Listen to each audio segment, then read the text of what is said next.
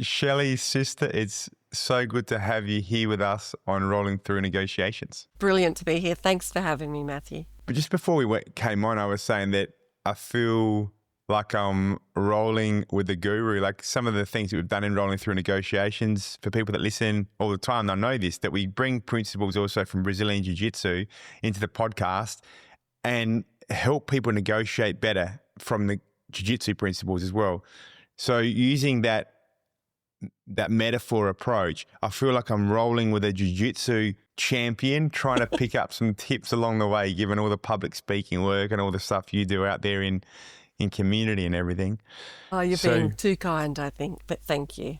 Yeah, and you do a lot of work influencing and speaking publicly and negotiating and changing minds, influencing for mob in media, education, and a lot of advocacy work as well. Yeah, I try really hard to lift our people so, that their stories are shared and their voices are heard. So sometimes I'll do that through media and sometimes through my own personal journey and of living life and how I go along the way, but always trying to uplift so that we can create a better space for our people this generation and next.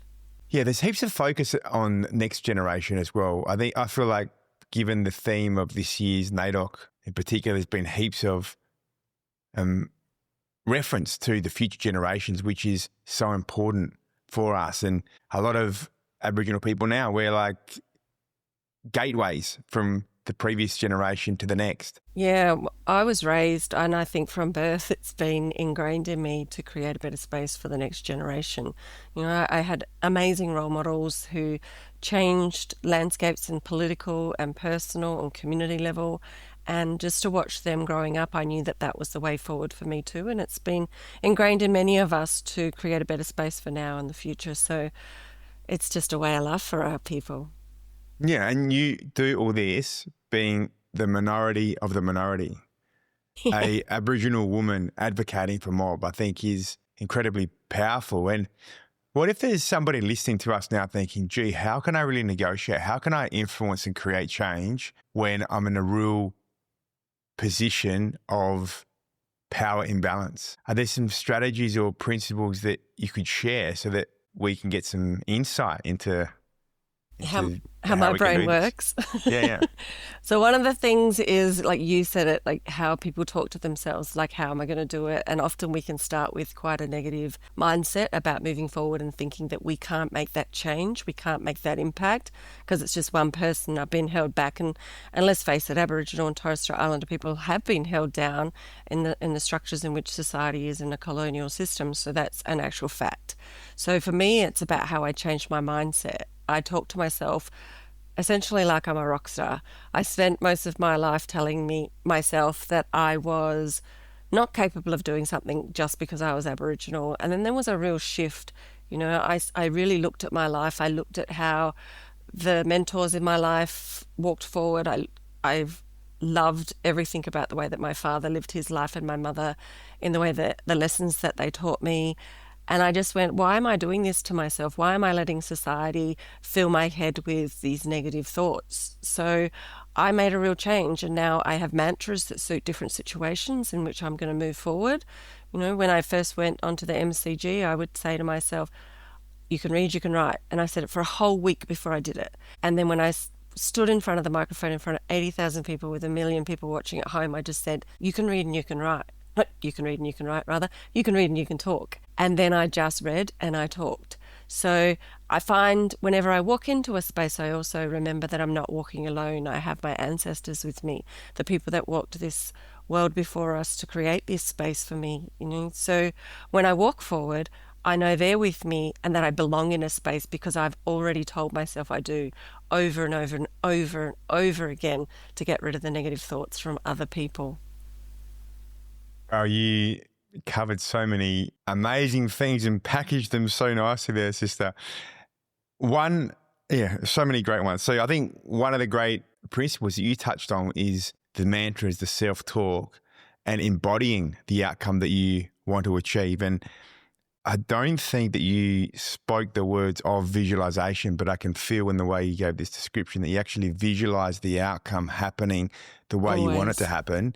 And then also being able to draw on skill sets that you do have, like being able to read and write and speak, and being able to apply the skill sets that you have, giving you that confidence in different scenarios. And I think that sometimes all we need to be able to do is to appreciate whatever skill it is that we do have and apply that skill set into a different scenario, because I think that it's so common for the principles and what it means around this particular skill set to equally apply in another skill set. Hence the whole ethos behind rolling through negotiations, principles of jiu-jitsu, which can also apply into community outcomes, into negotiating. Yeah. And I also love the way you spoke about the strength of your ancestors through this as well, because that not only gives you authentic strength, but it also gives you humility. And I think that it gives you the opportunity to then be able to negotiate and influence from a position of authentic heart space as opposed to the ego. I think that if we're ever making the mistake of stepping into an environment of saying, hey, I'm here because I'm so great, bang, we're doomed for failure. But if we can speak from the place of we are here because they created the pathway for us, and we're there being able to create and present the physical form of those that have gone before us and given us the wisdom to be able to communicate, connect and share. I think that's the place where authentic change can come from. That's just some of the things that I'm elaborating on based on the beautiful packaged explanation that you gave, sister. Thank you. Yeah, it's important to have that humility, just to remain really humble in the way that you walk in the earth. You're walking towards people, you don't know what their struggles are, what their stories are, and where they've come from, and how they're even feeling in that particular day. So it's about reading the room, understanding that you aren't the most important person in the room, because I think a lot of people in positions of power do that. They have a misconception that they're actually the most important person in the room, when the room is full of people with 1,000 stories, and all of the stories are as important as each other. And if we can have that in our hearts and in our minds, then we know that we can help each other by listening, learning from each other and loving in that two-way learning. And it's really important, even though I do speak to myself like a rock star to get myself into a space and feeling like I belong there, that's where it stops. I'll take my breath and then I'll just be myself. And what's on your mind just before you're about to step out onto a big stage? So, for example, I belong here. Yeah. I belong here. This is where I'm meant to be. Sometimes it's nothing. Sometimes it's getting rid of the words of the sound person who said to me, aren't you nervous?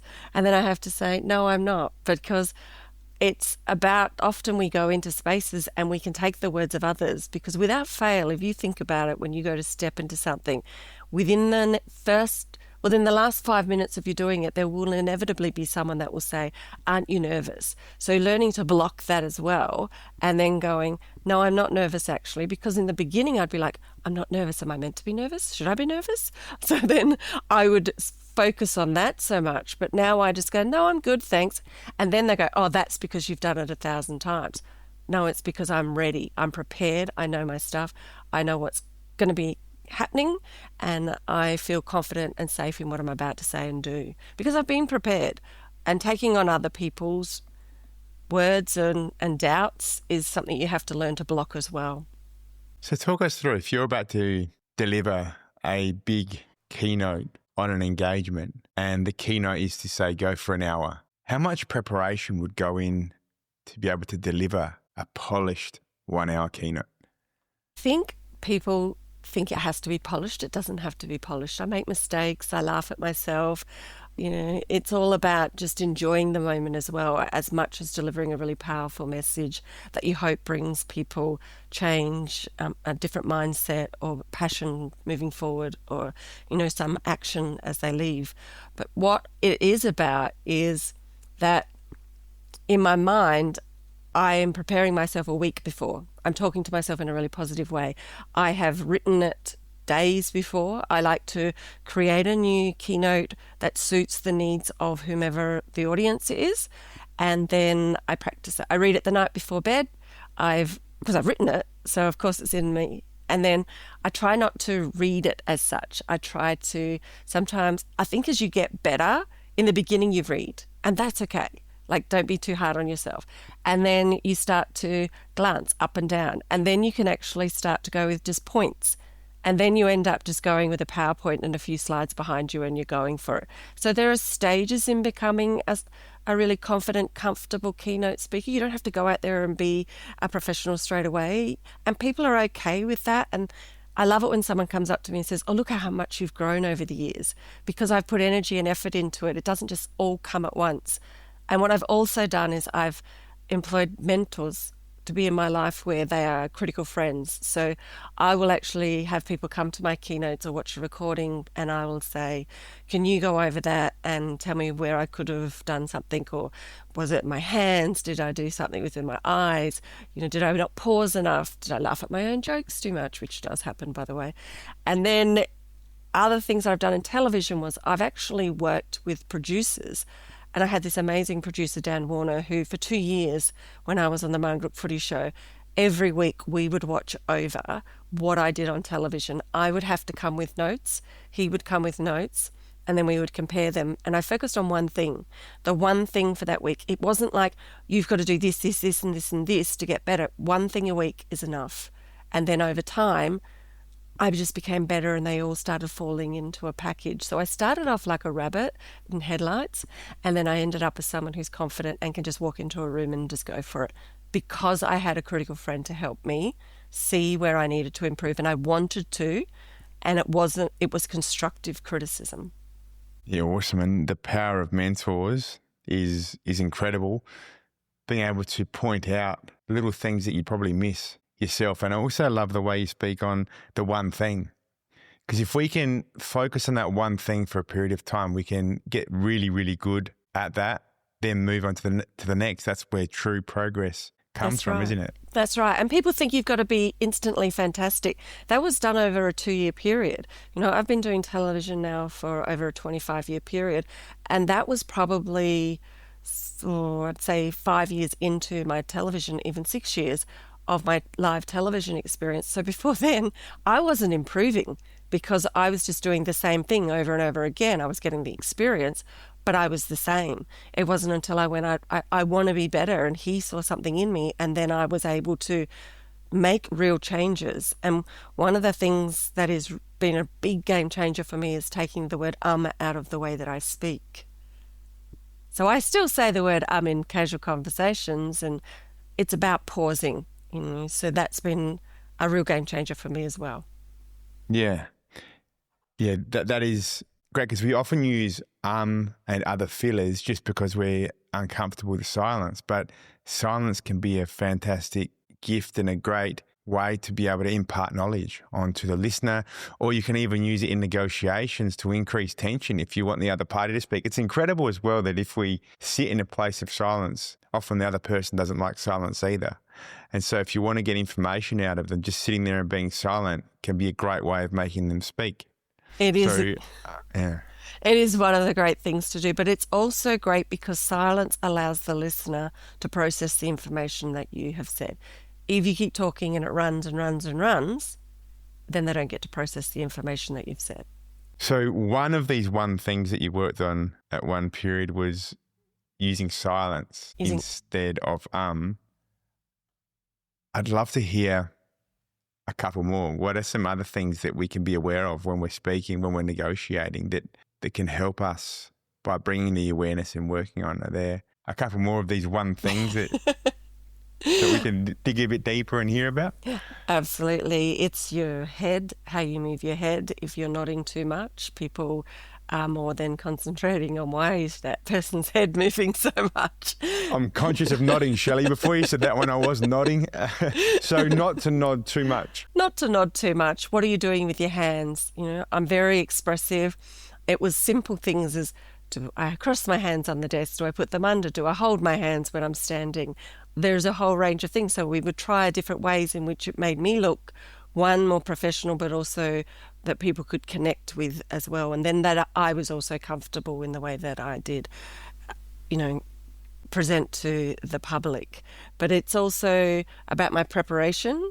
So I needed to be over-prepared. I was on a show where, let's be honest, I was a woman who was the third or fourth person who got to speak after all the men. So I had to make sure that I was completely over-prepared. I always knew they were going to take the answers that were going to be the obvious answers, and then I had to go deeper and do lots of research. So it even went to that realm of making sure that I was over-prepared. And that's been a thing I think that Aboriginal and Torres Strait Islander people have had to do their whole life, is be more prepared than the other person in the room to even look like we're equal. Yeah, and this is a great example of Black excellence, isn't it? The preparation and the hard work that it takes to go into and focusing on these one things and the continuous improvement to show people and yourself and serve in the way that you want to be doing for community, for listeners, and to be able to get the right message out there in terms of the influence, the education and the hard work that goes into all of this. And I think that this is a great example of how Black excellence is so true, because you do have to work so hard as an Aboriginal person to gain the respect in that room. Yeah. It must be even more of a need, as you've said, being the only woman on the program. So it's incredible to see that sort of passion, that sort of conviction, and the desire to work so hard to bring the excellence into reality. Yeah, I did work with another woman, Leila Gurawiwi, and we did often have other AFLW players in, but it was a battle. It was a constant battle to get our voice on the air, because there was a list of who was first and who wasn't. But when I got to host my own show, Colour of Your Jumper, on AFL.com, that was a real game changer too. I was the person hosting and was the first to talk about it, but that was more of a show of collaboration where there were three of us having a really good conversation. So it was a different kind of show, as opposed to questioning and interviewing other people. But making sure that we are prepared is so important. But we don't want it to be like that forever for our people. We want to be able to come in at an equal par and not have to do 10 times as much just to be the person that is the same as the non-Aboriginal person in the room. And we need a real shift in that, because it leads to burnout. It leads to people expecting that all the time, and that, the busiest person in the room always gets the more work. But it's a thing that I don't want for our young people. I want our young people to go in, just be who they are, and not have to put up with this crap. I want them just to be excellent just because they are excellent. But that's where we are now. Yeah. I want to speak a little bit out of place perhaps here, because I'll never know what it's like to be a woman negotiating and influencing in the workplace. I'll only ever know this from the perspective of seeing, not experiencing firsthand. One of the things that I've noticed where women do really well in the workplace, I think, is where they can keep their femininity and their intelligence, but not lose their identity, including in environments where it's very male dominated. But how do you navigate these kinds of places when you're the minority of the minority? Just say you're an Aboriginal. You are an Aboriginal woman, right? So just say you are in an environment as an Aboriginal woman that's very mainstream. You might be the only other Aboriginal person there, very male dominated.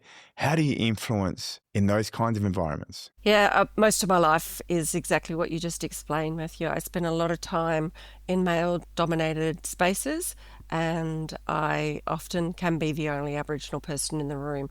Sometimes it's really difficult because people listen, and then sometimes it's really difficult because people just don't listen, I should say, as opposed to listening. So, the structure that we are forcing ourselves into is really, it can be really tricky. So it's about, for me, a friend of mine just recently said to me, you can attract more people with honey than you can poop, but she used another word that I'm not sure you can use on your podcast. So it is about being strong in self, being strong in culture, being strong in connection to community, being strong in your own identity. And then I can take that forward into a space. I'm still talking to myself in a really positive way in which I believe I belong in that space. I have grown so much, like I'm 52 years of age now. And in the beginning, I would be very intimidated by people. And I think we also have to acknowledge that we do this, we grow as a person as we go along. So don't be too hard on yourself if you can't do what I do right now, because this has been a long process of being able to stand up, not be afraid. And sometimes I can still be intimidated in a room, and I have to realize, and Thomas Mayo said to me, sometimes you just got to back out because it's actually not safe for you.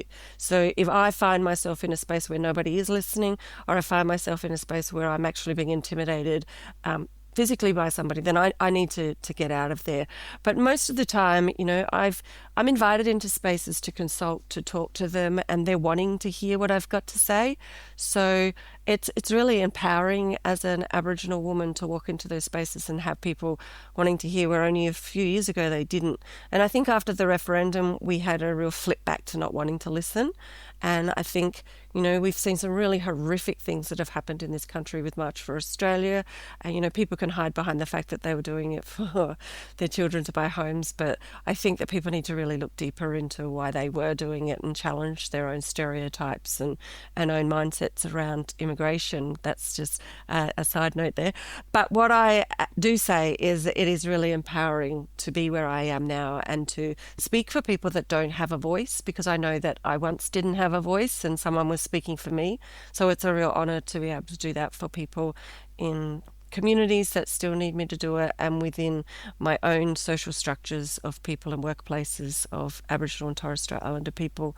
And I had a really strong, powerful dad who made some incredible changes, and I just feel like I'm continuing his work. So I do that with his grace, humility, and I try to be as kind as he is or was as well.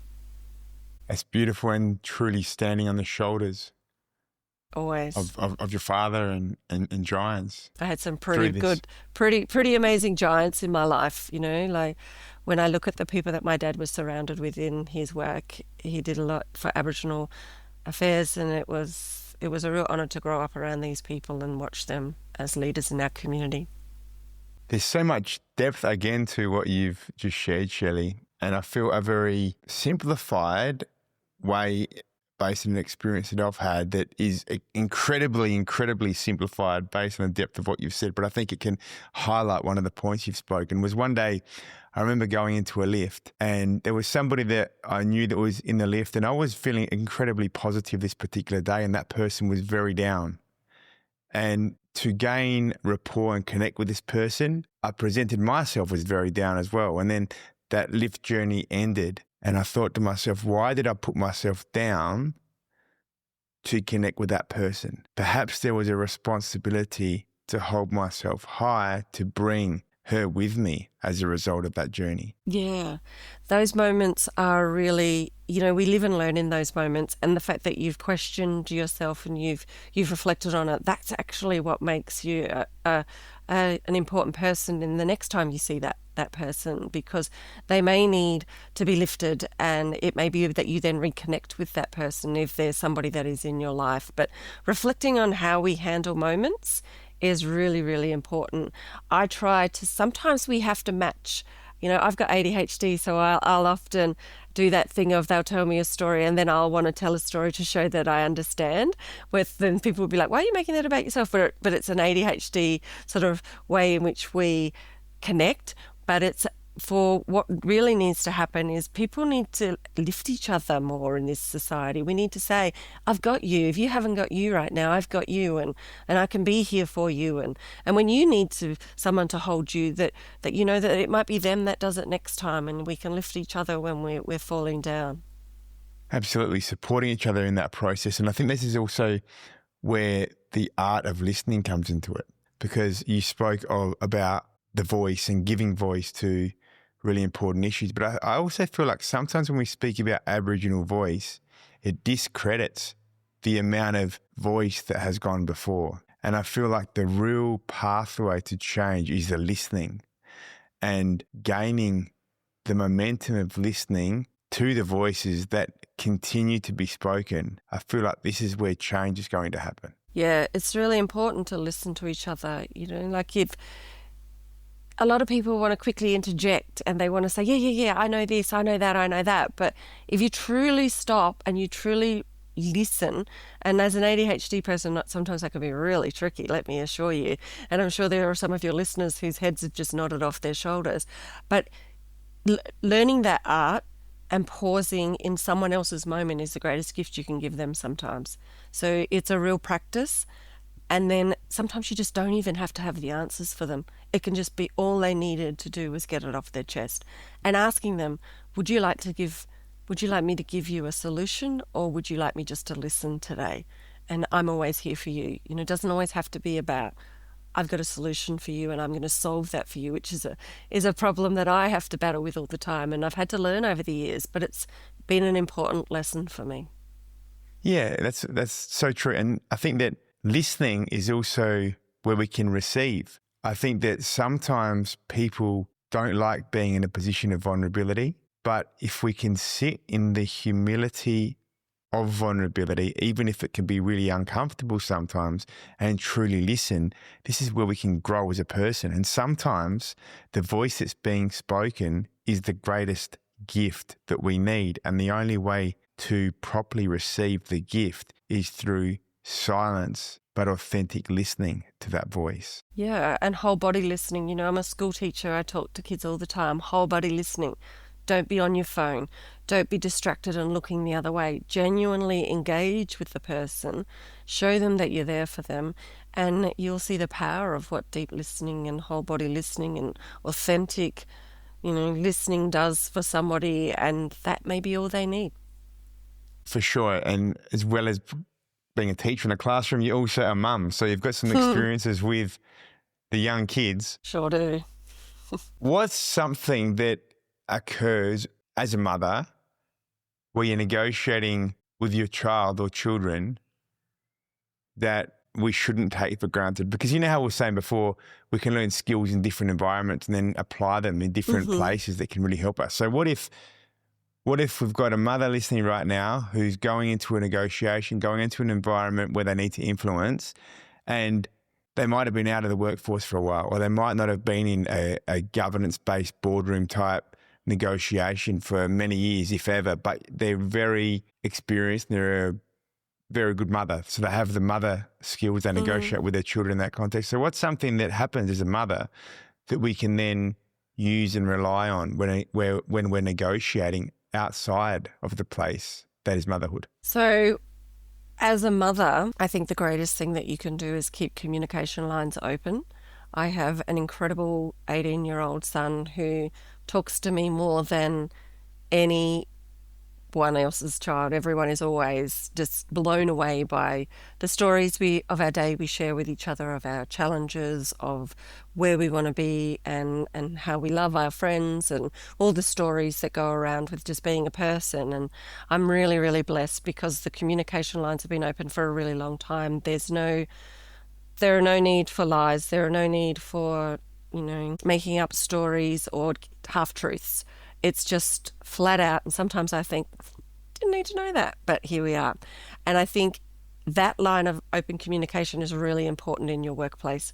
So if you have a workplace where you have open door policy, you have workers that want to come to work, that want to be there, that want to be there because you are someone that has an open communication with them, and whatever their needs are can be either met, discussed, or, you can provide another scenario in which they can see, oh, my needs will be met this way. Or sometimes as somebody in a position of power in a workplace, you can't always meet the needs of your individuals, but for them to be able to openly communicate their needs and for you to then openly communicate the reasons why they potentially may not be it policy, be it government, be it budget, whatever, it's important to have that so that you're in a workplace where there's honesty, connection, and a deep respect for each other and a deep understanding of where each other are in the world. And I think that from motherhood has been one of the greatest gifts I've had with my son, and I try to have that in all places that I work, consult, enjoy life with, to the point where people will always say, if I want to know the honest answer to something, I'll ask Shelley. And there's a big place of respect as well, isn't there? In Respect this is sort huge. of communication that you're speaking about. And the respect that you're speaking about, I feel like goes both ways, even when perhaps you don't agree with what the person is saying, but there's still that safety, respect, intention to be able to overcome things together, and also that place of separating the people from the problem itself, not identifying with perhaps a message that the person is speaking, but being able to keep the issue at hand separate from that person as you move together through the closeness of the outcome that you're respectfully looking for. Is that part of it? Yeah, it is a big part of it. I remember as a young teacher walking into my principal, who I highly regard still as a dear friend, and we worked together for 10 years, and he hasn't been a principal for probably 15 years, and he's still in my life. And I walked into his office and I said, why did you do this? And why did you do that? And he said, it's time for you to turn around. I'm the boss in this situation. You weren't a part of the decision making, and you weren't a part of why this is right now. This is something you're going to have to trust me on, and it will make sense in a couple of days. But right now I'm working through it, and this isn't something you're a part of. And as a young teacher, I promptly turned around and went, yeah, he's right. I'm not a part of that discussion for good reason, and I've still got lots of things to learn. And I wasn't offended by it. I understood in that really quick moment of, out you go, Shelley, like this isn't for you. I knew that it's not always going to be I have to have an immediate response to what you're talking about. And it's all that process of learning. And I have a deep respect for him, and I did have a deep respect for him because we had such open communication. And then in that moment, it wasn't that I knew my place as such, it was that I knew that he was working his hardest behind the scenes to make something positive for everyone, and sometimes it isn't the outcome we want because we don't have all the information, but they do as leaders. Yes, and there's that place of trust, and you gain that trust because of the communication that's taken place as you speak of, right? So absolutely. Shelley, your work is amazing. I've really enjoyed rolling with you in today's yarn on the on the podcast, and I think there's been amazing depth and wisdom. I can't wait to listen to this episode and hear all these golden nuggets that perhaps I missed the first time around. So your work's inspiring. What you do is amazing. And yeah, thanks for being part of the podcast. Is there anything else you'd like to share with our listeners before we go? Yeah, I just hope that Aboriginal and Torres Strait Islander people are really taking care of themselves. I think as a country we're going through some real changes, and some of them aren't as positive as we would like, but I know that through positivity and love and caring for each other that we will get through this. And I thank all the allies that are listening and the allies that are active in what they're doing and standing up for Aboriginal and Torres Strait Islander people's rights and freedoms of the ability to be who they are and live a beautiful life full of love and joy, and that I hope that everyone takes time today to connect to something beautiful in the beauty within First Nations cultures and histories. Beautiful. Hope you've enjoyed this one, guys. Shelley is amazing. I know, I'm very confident that you will appreciate the message, the wisdom, the learnings that has been shared in this one. Remember to press that subscribe button, follow the podcast so that we can keep on bringing fantastic episodes just like this one. Us. Thanks for having me.